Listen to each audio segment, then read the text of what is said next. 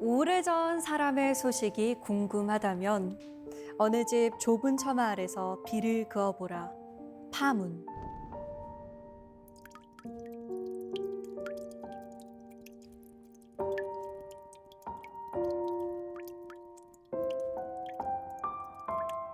당신이 걸어온 동그란 행복 안에서 당신은 늘 오른쪽 아니면 왼쪽이 젖었을 것인데 그 사람은 당신과 늘 반대편 세상이 젖었을 것인데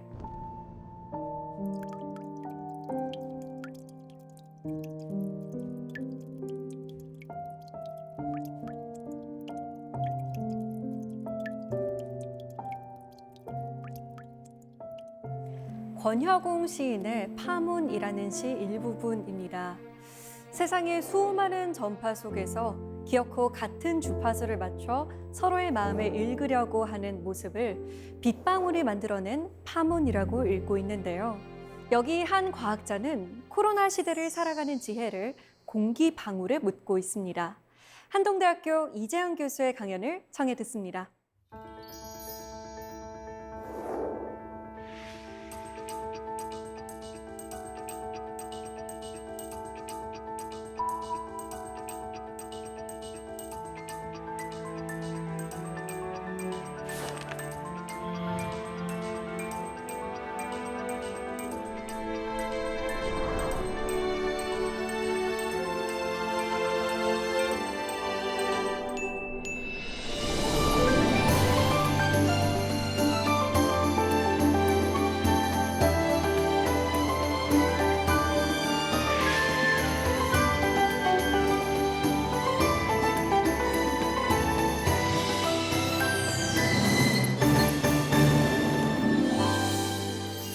교수님 반갑습니다. 반갑습니다. 네, 네. 교수님은 스스로를 경계 탐험가라고 말씀하시더라고요. 어떤 경계를 탐험 중이신 건가요? 지금은 이제 과학 기술하고 인간 사회 그 경계를 탐험하는데요. 사실은 제가 이제 공학을 하니까 공학이라는 게 원래 그 인간의 욕망을 과학 기술을 통해서 달성해 주는 거거든요. 네. 근데 인간의 욕망이라는 것을 우리가 잘 모르면서 공학을 쭉 해온 거예요. 네. 그래서 이제 어느 순간 인간의 욕망과 과학 기술이 잘 합리적으로 될 때 그때 사회가 발전할 수 있지 않을까 이런 생각을 해서 제가 이제 경계탐험가라고 이렇게 스스로 이름을 지었습니다. 저는 이 코로나 시대를 살아가는 지혜를 공기 방울에서 얻을 수 있다라고 하는 게 참 신기하더라고요. 어떻게 하다 보니까 물방울, 동그란 것들을 많이 했어요. 그리고 사람들한테 얘기하면 쑥스러울 때가 있습니다. 왜냐하면은 고작 그 흔해 빠진 공기방울. 우리 아침마다 커피포트 끓일 때 물방울 다 만들잖아요. 그렇죠. 스트로를 훅 불면 공기방울 만들어요. 그렇죠. 그걸 뭘 더 볼 게 있냐 이런 생각이 있는데 제가 이제 그것들을 연구하고 여러 가지 일들을 하고 있거든요. 아직 모르는 것도 많아요. 그래서 이제 제가 이제 공기방울만 연구하다가 또 이 세상을 보면서 저도 이제 공기방울하고 세상하고 좀 닮은 게 많구나. 오히려 어떨 때는 공기방울한테 배울 게 있겠구나. 이런 생각을 하게 됐어요. 자, 그러면은 본격적으로 공기방울과 만나볼까요? 강연 잘 부탁드립니다. 예, 감사합니다.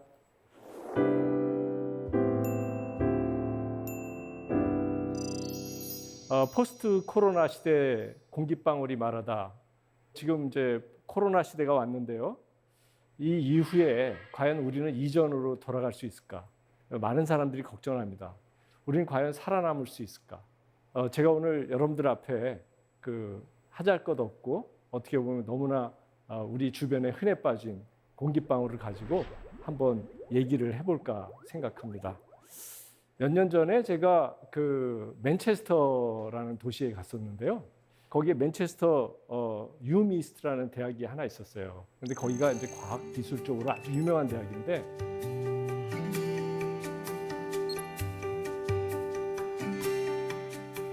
근데 그 대학이 요즘은 보니까 여러 가지 센터를 만들었는데 큰 센터 하나가 나노과학 센터가 있었어요. 나노라는 건 어떻게 되냐면 1m를 10억 배 자른 거. 그것이 나노미터거든요. 1m를 10억 배 잘랐다는 거예요. 10억 번 잘라가지고요. 그 작은 것을 가지고 무엇을 할 수 있을까? 이거를 연구하는 것이 나노과학입니다. 그런데 그 나노과학의 그 연구 책임자가 이 세상에서 제일 아름답고 스마트한 나노 입자가 바이러스라고 얘기를 했어요. 여기 한번 그림 보실까요?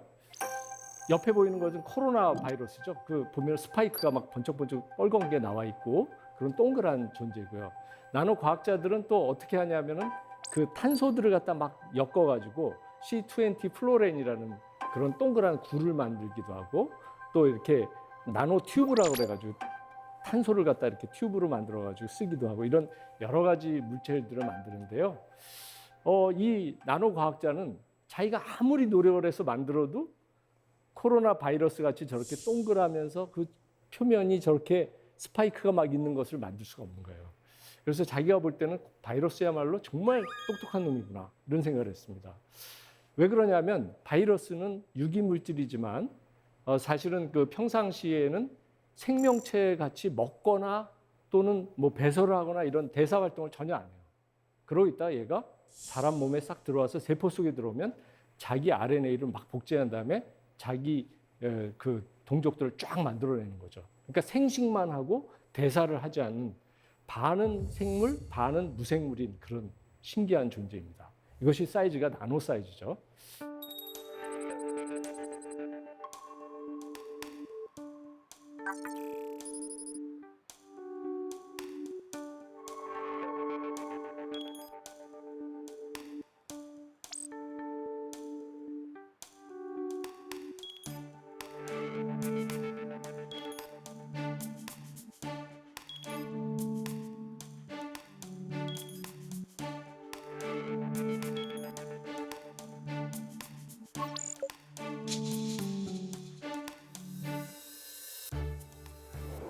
코로나19하고 나노 존재들, 특별히 제가 오늘 여러분들한테 기포 얘기를 하려고 그러는데요.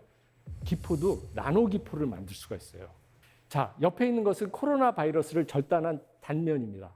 가운데 안에 이렇게 스프링처럼 되어 있는 것은 RNA 단백질이고요. 그것을 갖다 이렇게 동그랗게 컨테인하고 있는 단백질이 있습니다. 근데 여러분, 이 사이즈가 어떻게 되냐면요. 가운데 이 동그란 컨테인 그 동그란 구는 80 나노미터 정도 되고요.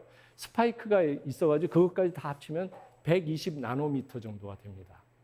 그런데 우리 인간들이 나노기포를 만들 수가 있어요. 옆에 있는 것은 150 나노미터니까 지금 코로나 바이러스랑 거의 사이즈가 비슷한 것이죠. 그런데 그러한 기포를 만들려고 그러면 그 안에 압력을 엄청 넣어야 돼요. 아니, 압력을 많이 넣으면 커지는 거 아닌가? 그런데 압력이 많이 넣어야지 이 기포가 더 작아집니다.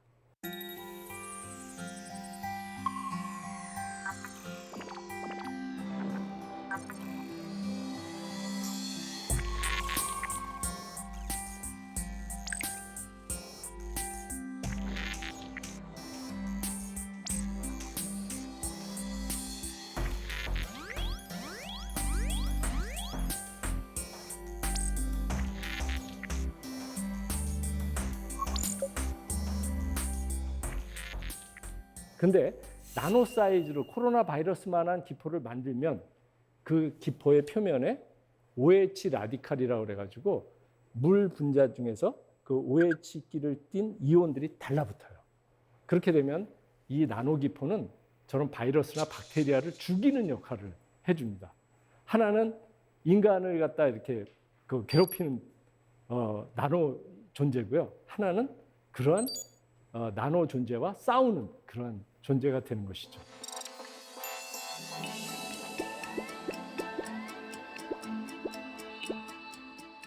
나노기포 이렇게 말씀드리니까 굉장히 흥미롭지 않습니까? 제가 한번 나노기포가 어떤 건지 한번 보여드릴게요. 이렇게 작으면 어떤 일이 벌어지나. 코로나 바이러스로 바꿔서 해도 똑같이 이해하실 수 있습니다. 자, 이걸 보면은 한쪽은 뿌연 거 있죠. 저 뿌연 거는 기포 사이즈가 나노기포의 1000배, 마이크로 기포입니다. 옆에 거는 어떻습니까? 저 옆에 거는 나노기포들이 있어요. 150 나노미터짜리가 1cc에 1억 개씩 있는 그런 것인데요. 보시는 바와 같이 기포들이 다시 중력에 의해서 위로 거품처럼 올라가는 게 보이죠.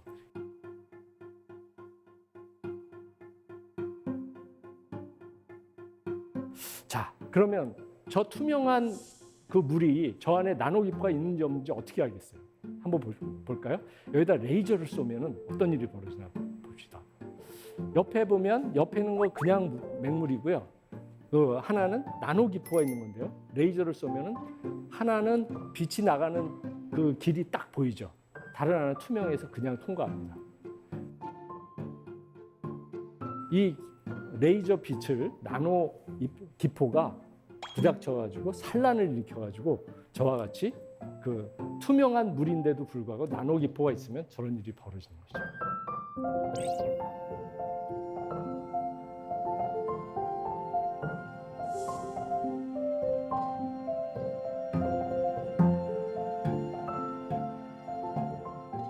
만약에 저기에 나노 기포가 아니고 코로나 바이러스가 저렇게 들어가 있었다 하더라도 레이저로 비추면은 저와 같은 산란을 일으킬 것이 분명합니다. 그런데 지금 저 나노 기포는요, 굉장히 그 강력한 그 기계를 써가지고 인간이 만든 것이고요. 자연계에서도 이런 조그만 기포를 만들 수 있는 그런 녀석들이 있어요. 장풍새우라고 하기도 하고 영어로는 피스톨 슈림프라고 부릅니다. 자, 한번 보실까요? 왼쪽에 보이는 저 새우가 앞에 집게발이 굉장히 이상하죠. 한쪽 집게발은 굉장히 크고 하나는 조그맣습니다. 그리고 그 옆에 있는 거는 여러분들 아마 횟집 가면 쏘기라고 부르는 그런 것인데요. 저놈은 멘티스 슈림프라 그래가지고 사마귀 슈림프 뭐 이런 뜻이에요. 얘네 둘 다 아주 대단한 놈들입니다. 우선 그 멘티스 슈림프는 이 주먹 힘이 너무 세가지고요. 이게 한번 딱 때리면은 개나 뭐 조개 껍질을 깰 정도로 힘이 세요. 그런데 그 깰 때 거기서 또 조그만 기포들이 생깁니다.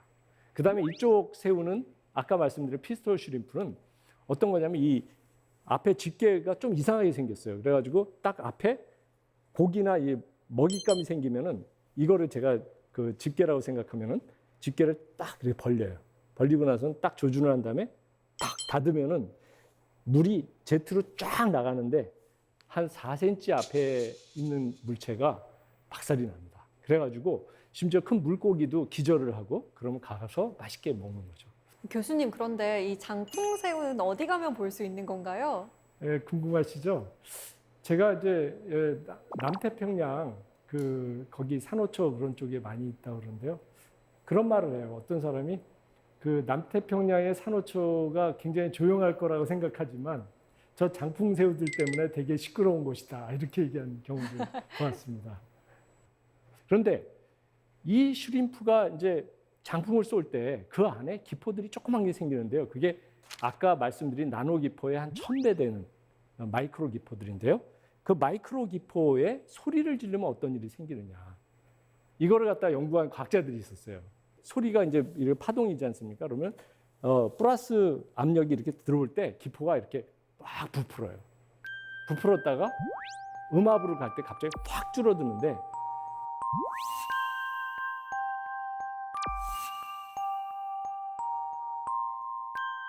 확 줄어들 때 얘가 빛이 거기서 탁 나오는데요. 아주 피코세컨드 중 아주 짧은 시간이지만 강력한 빛이 나옵니다. 그 얘기는 뭐냐면 완전히 줄어들었을 때 그 기포 안에 압력이 수만 기압, 그리고 온도도 수천 도 이렇게 올라가는 것을 사람들이 알고 있습니다. 사실은 이런 신비로운 일들이 아주 조그만 나노 기포에 소리를 지르면 빛이 나온다. 이런 거 되게 재밌죠. 여러분 소리로 빛을 낸다 이런 거 보통 사람들이 안 믿잖아요. 그런데 이런 일이 실제로 벌어지고 그것이 아주 그 남태평양에 있는 그 작은 새우들이 일상으로 하는 일들입니다.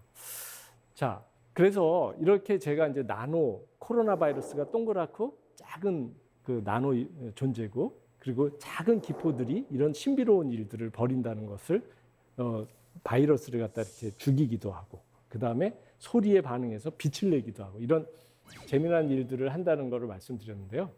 기포에 대해서 좀 한번 생각을 이제 해봅시다. 아나운서께서는 혹시 그 기포를 보면서 네. 저희 사람하고 좀 닮았다 이런 생각을 해보신 적은 없으신가요? 사람과 기포요? 네. 한 번도 그런 생각은 못 해본 것 같아요. 아, 그러셨군요. 제가 볼 때는 기포하고 우리 인생, 기포하고 우리 개인을 갖다 한번 대비해서 생각해 보면 어떨까 이런 생각을 한번 해봤어요. 특별히 제가 이제 자가격리라는 거를 갖다가 지난 2월 달에 정말 심각하게 겪었는데요. 자가격리를 어떻게 잘 할 것인가? 이것은 사실은 우리 지금 기포로부터 좀 배울 점이 있지 않을까? 이런 생각을 제가 해봅니다. 지금 여기 그림에 있는 것처럼 그 많은 분들이 자가격리라는 자기의 그 밀폐된 공간으로 들어가고 자기의 세계로 들어가잖아요. 근데 기포라는 거를 잘 생각해 보세요. 물속에 기포가 있습니다.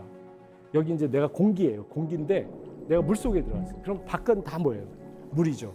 그럼 내가 기포로 존재한다는 건 뭐냐면은 내가 온 힘을 다해서 물들이 나를 없애지 못하게 밀고 있는 거예요. 기체가 끊임없이 이 물의 벽을 치고 있는 거예요. 물의 벽을. 그러니까 이것은 뭐냐면은 자기의 존재를 만들기 위해서 어떠냐면 끝없는 투쟁을 하고 있는 상태예요. 여러분들 기포를 보고 그런 생각 해보셨어요? 그런 생각 없죠. 근데 기포를 자세히 들여다보면 얘가 지금 생존을 위해서 투쟁하고 있는 거예요. 자, 그런데 말이죠. 여기 이제 그 라이프니츠라는 이 과학자가 있어요. 사실은 이제 수학이나 이런 과학 이전에 무엇을 했던 사람이냐면은 이 세상의 실체가 뭐냐. 그러니까 이제 데카르트나 이런 사람들이 고민했던 똑같은 그 고민을 했어요. 고민했는데 이 사람이 생각한 얘기는 뭐냐면 플라톤이 얘기했던 그 모나드라는 개념을 끌고 와가지고 그걸 확장했어요. 어떻게 확장했냐면은 사물, 물체 있잖아요. 우리 물체, 물질, 그 다음에 동물, 식물, 인간, 신에까지 이르는. 그래서 신을 완전한 모나드라고 그랬어요. 모나드라는 건 뭐냐면 이 사람의 얘기에 의하면 완전한 자족한 존재예요. 어떤 것도 드나들 수 없어요. 그래서 밀폐된 방이라고 그래요. 창문도 없고 문도 없다. 그리고 그 안에 있는 거예요. 되게 어렵죠. 그래서 저는 이제 그 어려운 얘기들을 기포를 보면서 기포가 바로 모나드 아니냐? 그죠? 물 속에 들어박혀 있는 기체를 생각해 보세요. 그러면 얘는 그 안에 그죠? 창도 없고 문도 없는 거죠. 그리고 끝없이 자기 혼자 있는 거예요. 근데 자기 혼자 완전히 자족한 상태. 그러니까 이렇게 생각해 보면은 이 자기격리의 시대, 앞으로도 우리는 시도 때도 없이 자가격리를 해야 될지 모릅니다. 그때 우리가 얼마나 그 자가격리의 기간을 행복하게, 자족적으로 할 것이냐. 그걸 기포로부터 배워야 되겠습니다. 그래서 제가 깨달은 기포로부터 배운 삶의 기술 몇 가지를 말씀드리겠습니다.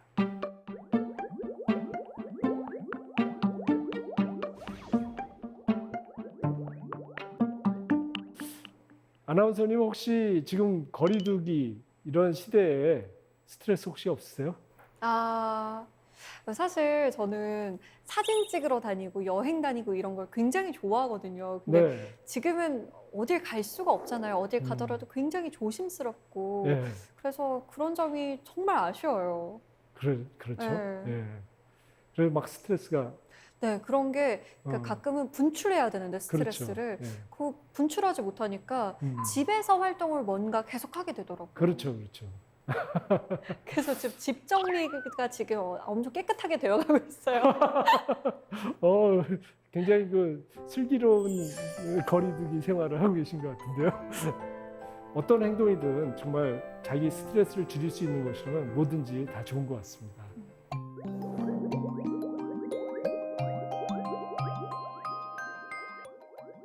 지금 기포를 보면요. 아까 말씀드렸죠. 나노 기포 만드는 게 무지 어렵다고 그랬잖아요. 그 이유가 뭐냐면 기포의 그 크기는 기포의 반경에 반비례해서 그 안에 압력이 높아요. 우리 압력 그러면은 표면에 이렇게 막 표면을 때리는 힘이잖아요. 그래서 스트레스라고도 표현합니다. 자연과학에서는. 그러니까 작은 기포는 그 안에 압력이 높아요. 작은 기포가 큰 기포보다 압력이 높아요. 그렇다 그러면 여러분 스트레스가 많다는 건 뭐죠? 내가 지금 마음이 작은 거예요. 마음이 작으면 작을수록 압력이 높아요. 그러면 큰 마음을 품으면 어떻게 됩니까? 압력이 내려가는 거죠. 기포가 얘기를 해줘요. 여러분 큰 마음을 품으십시오. 그러면 자가격리에서 승리합니다. 정말로 큰 마음을 먹고 싶긴 한데 어떻게 하면 큰 마음을 먹을 수 있을까요? 네, 정말 어려운 얘기죠. 사람마다 다 그 마음의 사이즈가 마음 그릇이 다 다르고 그런데요. 저의 경우를 좀 생각해 보자면은 이제 저도 나이 들어가면서 30대에는 제가 마음이 적었어요. 저를 표현하면 밀양아리랑 날 좀 보소 그거였거든요. 그래서 40대, 50대 지나면서 이제 점점 제가 이렇게 해서 꼭 되는 일이 없더라고요. 그런데 차츰 지나다 보니까 제가 전혀 생각지도 못했던 또 일들이 생기고 기회가 생기더라고요. 그래서 어떤 의미에서 보면은 큰 마음 품기가 좀 나이 들어가면서 생기는 마음일 수도 있어요. 그런데 젊은이들이 일찍 그런 마음을 품으면 정말 굉장히 좋을 것 같은 생각도 들어요.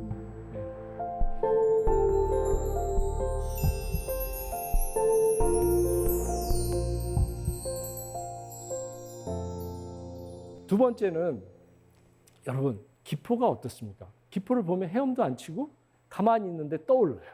그건 뭐냐면 중력이 주변에 있는 입자들을 다 끌어당기기 때문에 자기는 떠오르는 거죠.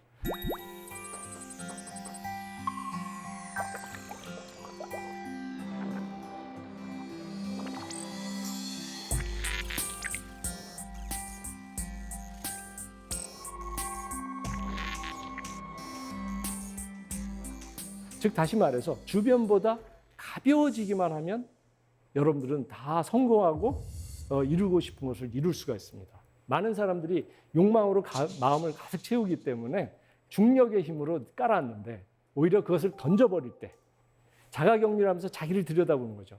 내 안에 어떤 욕망이 있는가? 내가 하고 싶은 게 뭔가? 근데 꼭 해야 되는가? 이게 나한테 꼭 필요한 건가? 그걸 하나씩 내려놓으면 우리는 큰 마음을 가진 동그란 기포가 되고 그러면 우리는 저절로 우리가 원치 않았던 위치까지 올라가게 돼요.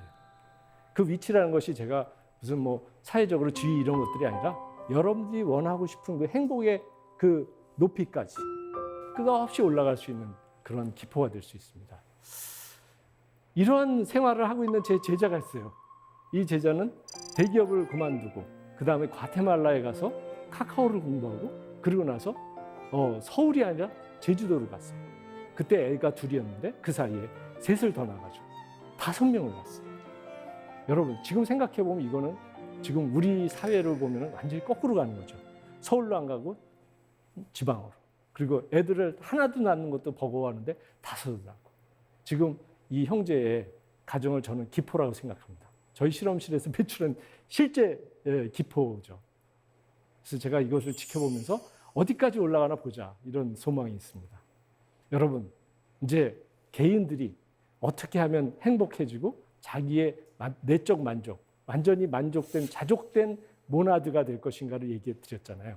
근데 이제는 기포들이 여럿이 모였을 때 어떤 일을 벌이는지, 그 다음에 지금 여지까지 우리가 살아온 것은 어떤 사회고 앞으로의 사회는 어떤 사회가 될 것인지에 대해서 한번 여러분들하고 얘기하고 싶습니다. 저기 옆에 있는 대도시 있잖아요. 마천루가 올라가고 사람들이 몰려들고 너무나 모여가지고 행복을 찾고 이러한 것을 저는 액체사회라고 생각합니다. 자, 먼저 액체사회입니다. 액체사회, 자, 액체에다 잉크를 떨겼어요. 그때 어떻게 됩니까? 잉크가 그냥 쫙 퍼지는 게 아니라 보세요. 이상하게 가운데로 쭉 내려가다가 또 중간 도시를 만들고 퍼졌다가 또 중간 도시를 만들고 이렇게 되잖아요.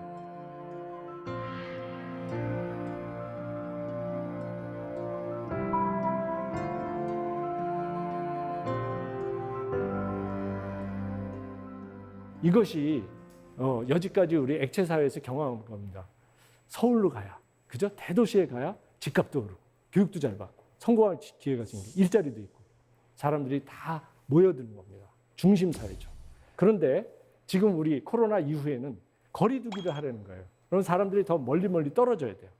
그러면 코로나 이후 사회는 어때야 되느냐? 바로 기체 사회. 그죠? 기체는 어떻습니까? 분자 사이의 거리가 멀고 운동을 자유롭게 하는 곳이죠.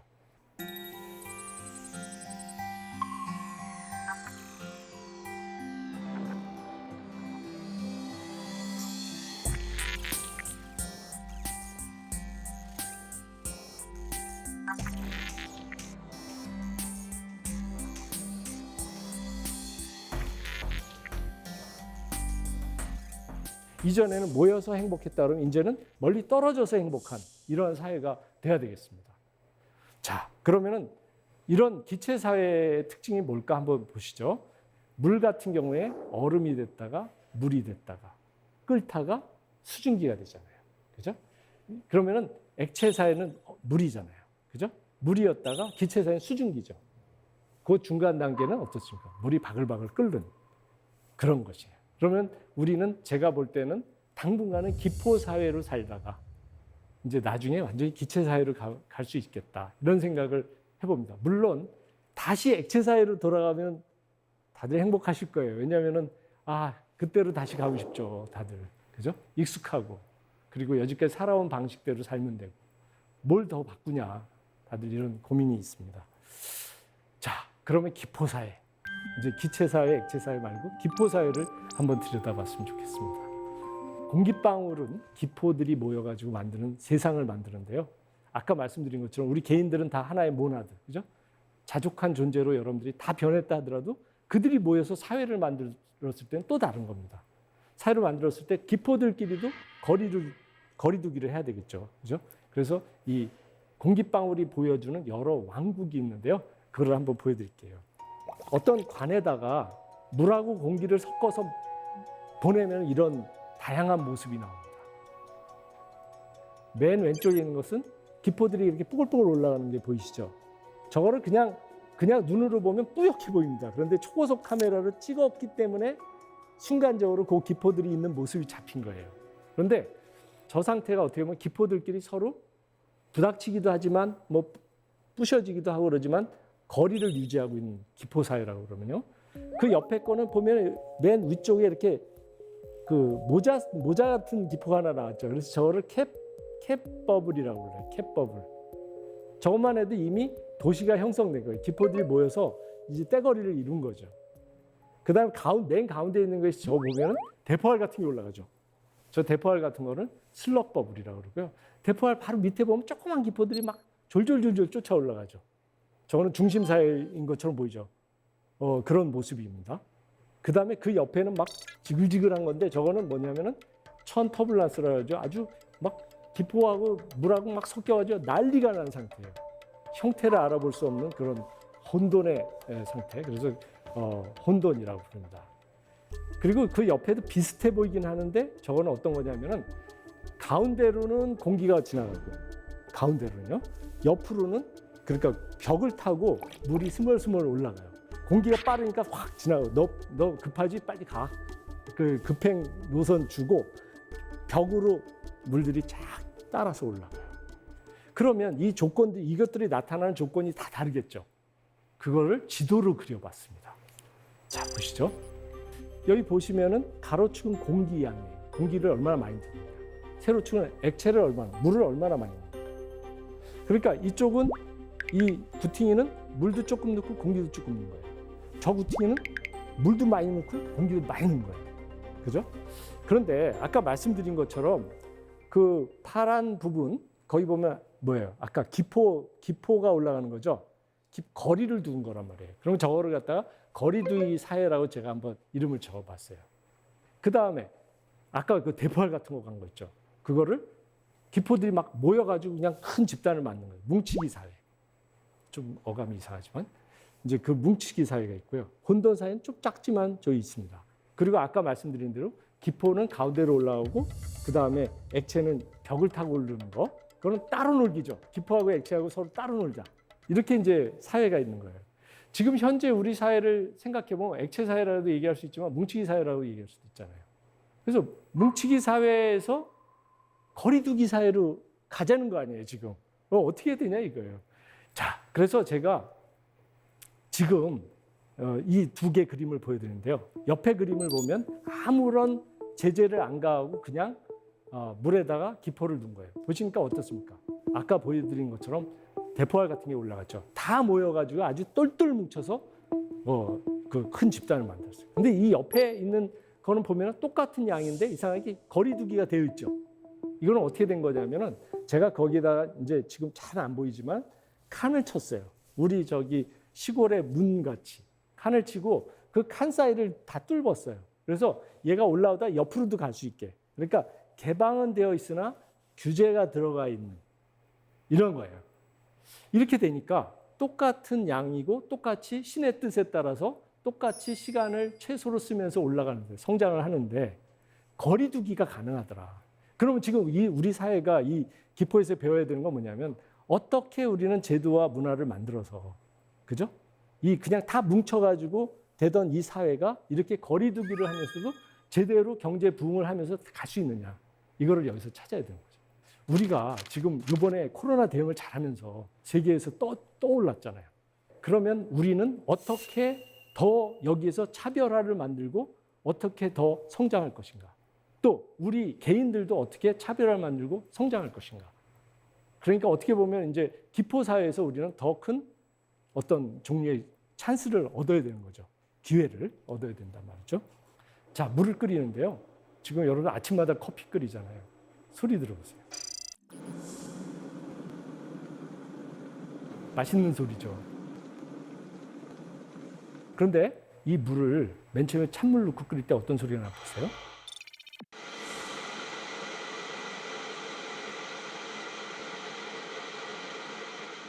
아까랑 너무 소리가 다르죠? 네. 똑같은 마이크를 대고 했는데 아까 거는 아주 맛있는 보글거리는 소리인데 찬물에서 끓는 물은 무지 날카로운 소리를 내고 굉장히 그 소리도 빠릅니다. 그 이유가 뭐냐면은 차이가 변화를 만들어내는 건데요. 뜨거운 그 커피포트의 밑판, 거기가 뜨겁잖아요. 그 뜨거운 온도하고 물의 온도가 차갑단 말이에요. 그래서 온도 차이가 크죠. 그러니까 이 뜨거운 불판이 기포를 만들어내요. 기포를 만들어요.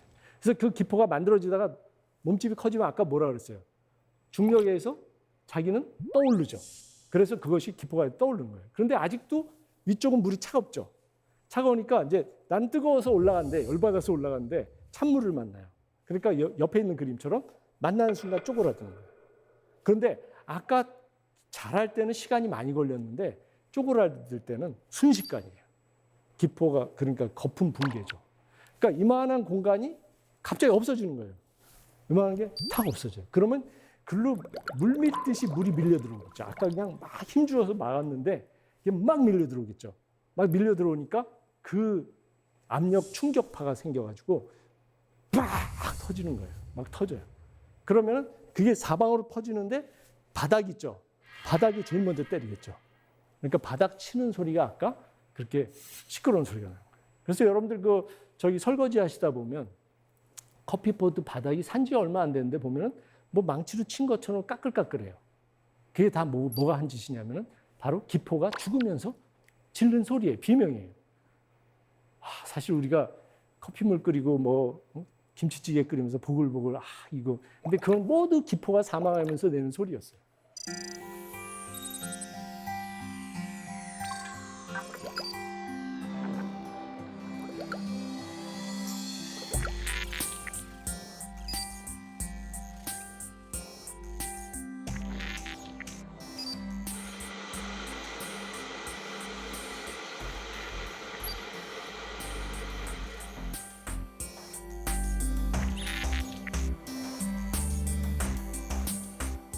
그래서 제가 이 기포의 그 아까 말씀드렸죠. 제가 경계 전문가잖아요. 경계 탐험가. 그래서 제가 조그마한 로봇이 된 것처럼 해서 그 기포를 여러분들 저랑 같이 상상을 해봐요. 기포 안에 들어가서 거기서 막 공기들하고 놀다가 한참 가다 보니까 어떻습니까? 물하고 만나는 경계 있죠. 저기 물 입자들이 드글드글한 거예요. 그래서 가서 부닥쳐요. 그럼 그 경계의 모습이 찌그러지겠죠. 그러면 거기를 찾아보면 이런 것이 있습니다. 기포 벽이 이렇게 있으면은 이쪽은 기포예요. 기체, 이쪽은 액체잖아요. 그런데 아까 말씀드렸죠. 기포 안이 압력이 높다고 그랬잖아요. 압력이 높으니까 이 바깥쪽은 압력이 낮으니까 압력의 차이가 있죠. 압력의 차이가 얼마냐에 따라서 여기 이 사이에 전달되는 양이 달라져요. 그 다음에 이 면적이 어떠냐? 그러면 이 면적은 매끈하냐, 쭈글쭈글하냐 이거에 따라서 똑같은 구조라도 쭈글쭈글하면 면적이 엄청 늘어날 수 있어요. 주름이 지면. 그래서 이 기포와 액체 사이에 서로 교환하는 거. 문도 없고 창도 없지만 이 벽을 통해서 차고 들어오는 에너지와 힘과 이런 것들은 어떻게 되냐면은 바로 이 차이, 이것과 이거 차이하고 이 면적을 곱한 거에 비례해요. 비례해요. 그러니까 어떻게 하면 되냐면 차이를 크게 하고 면적도 크면 무지 크게 교환이 되는 임팩트를 주는 거고 차이가 적어도 면적을 넓혀도 되는 거고 차이가 큰데 면적이 적어도 되는 거예요. 이걸 제가 좀 장황하게 얘기해서 여러분들이 좀 괴로워하실 수도 있는데 어쨌거나 차이가 만들어내죠. 그죠? 차이가 변화를 만들어내요.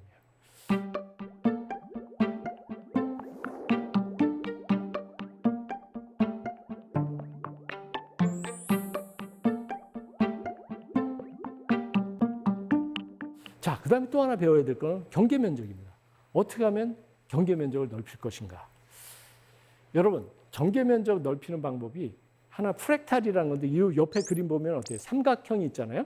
삼각형을 그 3등분해서 또 조그만 삼각형 만들고 그것마다 계속 그걸 반복해요.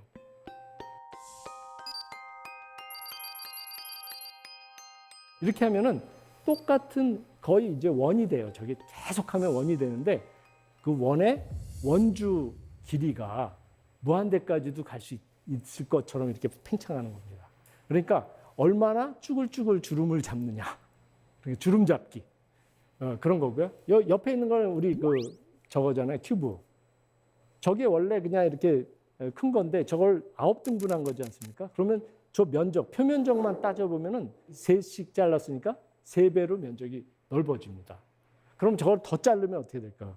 만약에 10개로 자르면 깍두기를 그러면 10배로 넓어져요. 그래서 여러분들 잘게 많이 씹어 먹으면 많이 씹는다는 건 뭐냐면 그 깍두기를 잘게 짜기는 거잖아요. 그럼 면적이 넓어져요. 그러면 뱃속에 들어가면 소화가 잘 되는 거죠.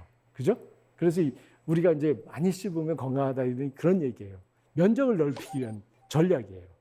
만약에 먼저 넓히지 않아도 되면 우리가 입에 이빨이 있을 필요가 없잖아요. 그냥 꿀떡 삼키면 되는데 이걸로 이렇게 해서 면적을 넓히는 거예요.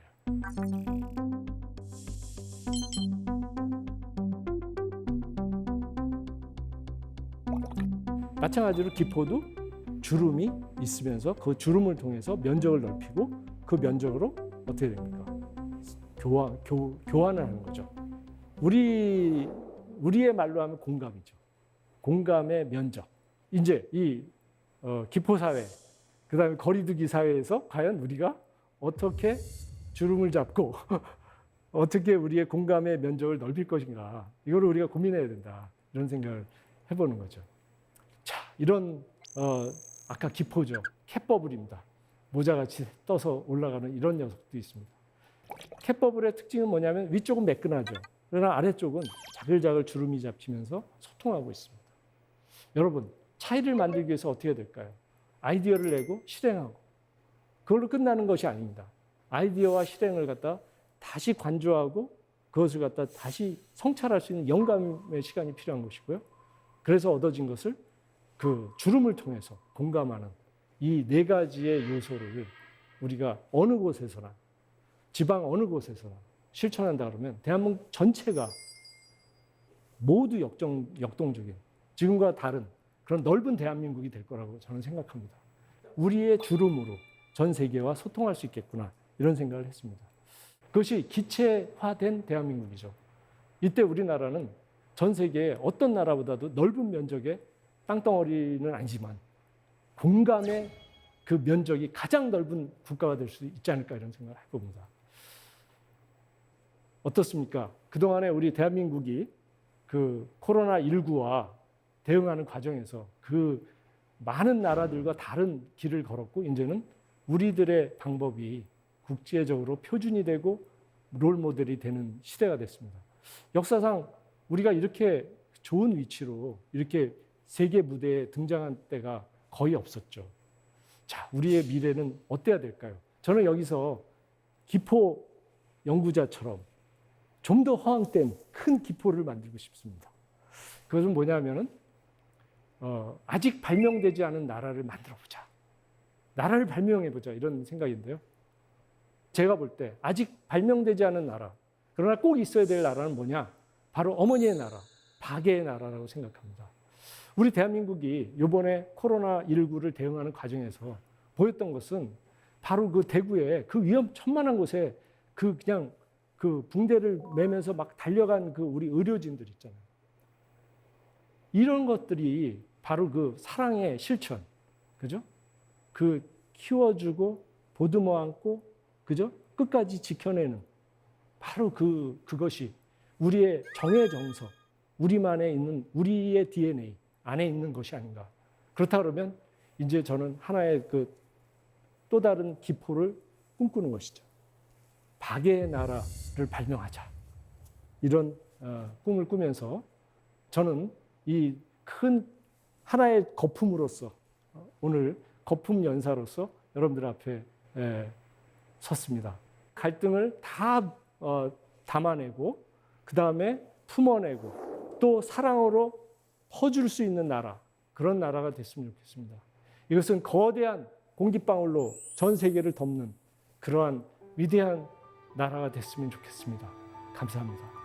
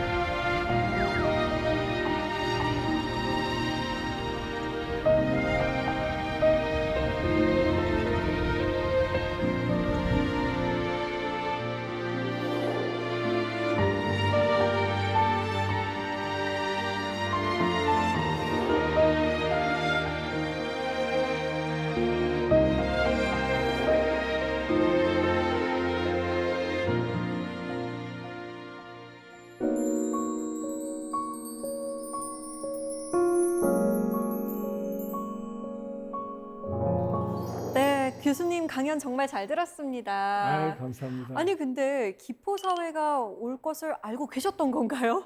아닙니다.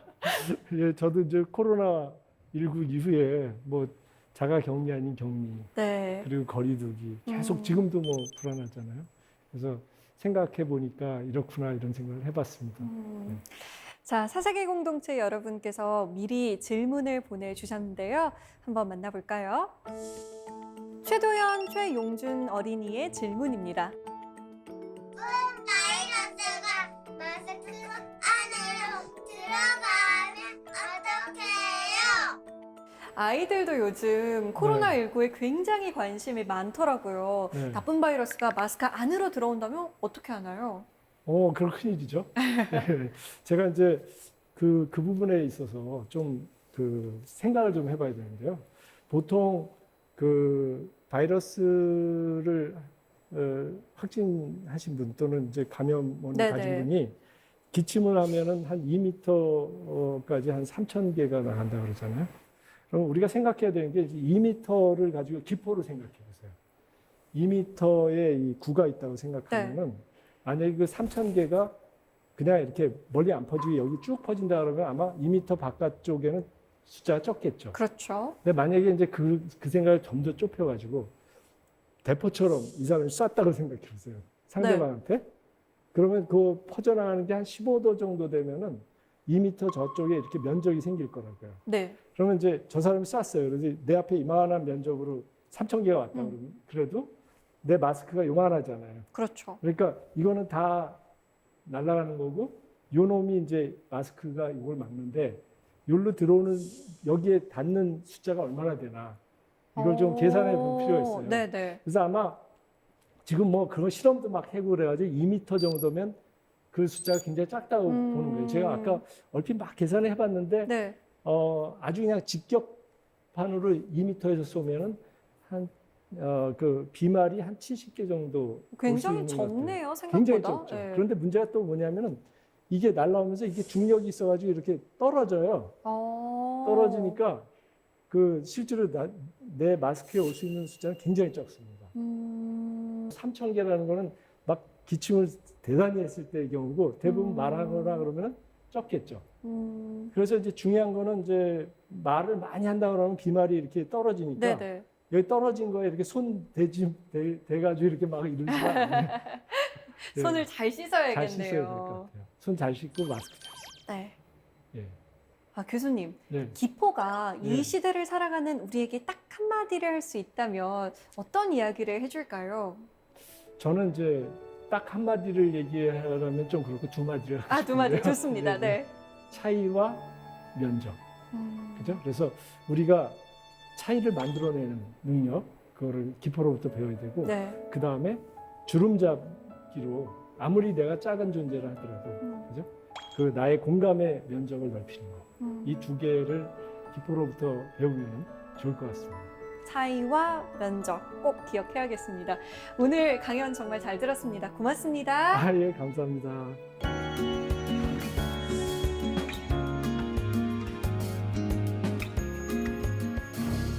횡단보도, 엘리베이터, 마트, 계산대 앞. 우리는 하루에도 몇 번씩 갈림길 앞에 서게 됩니다. 하나는 나만 편한 길, 그리고 또 하나는 남을 배려하는 길인데요. 사무엘 스마일스의 인격론에서는 이 선택을 이렇게 말합니다. 우리에게 필요한 용기는 영웅적인 것이 아니다. 일상생활에서의 용기다. 솔직할 용기, 유혹에 저항할 용기, 사실을 말할 용기, 가식 없이 있는 그대로를 보여줄 용기. 다른 사람의 부에 부도덕하게 의존하지 않고 갖고 있는 것 내에서 정직하게 살아갈 용기다. 작은 일에도 용기 낼 수 있는 그런 하루 보내시길 바랍니다. 사사기 공동체 씁니다. 저희는 다음 시간에 찾아오겠습니다.